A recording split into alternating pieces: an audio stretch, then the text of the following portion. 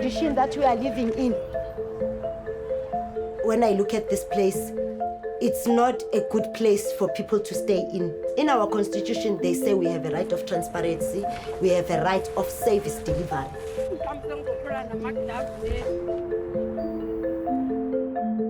We were busy fighting, for dignified sanitation, fighting for access to water. And boom, we get this coronavirus. Nobody was ready for it.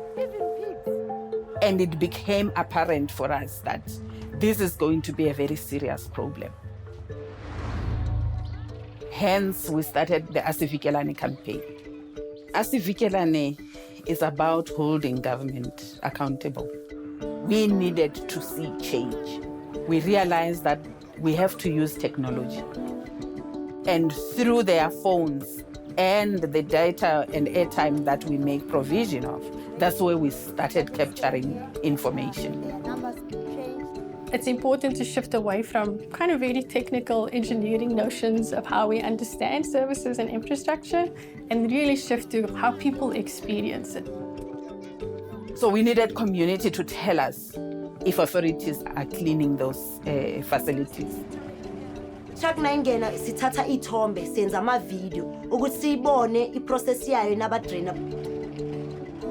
Every week when we check the questions that they've sent to us, we go in public and check everything. Then we sit down and answer in our groups, we discuss. So njengangishilo ukuthi sizocala ngama questions ewe Asivikelane ne. Ama questions wale viki. Question number 1 yethu ekhona ukuthi what is your source of water?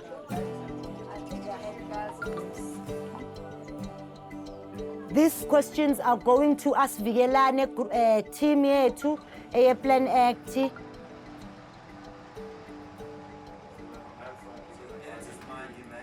Okay. And what we will do as Plan Act was to capture that information, gather every picture and videos that communities are sending, and we send it through to IBP. IBP now is helping us to synthesize and analyze the information and the data. And they are helping us to reach out to authorities. We needed to make sure that the information we are picking up from the communities filters even up to national level. Once we produce that report, the real work of advocacy begins. The real work of trying to influence government to make the kinds of changes that we want to see on the ground.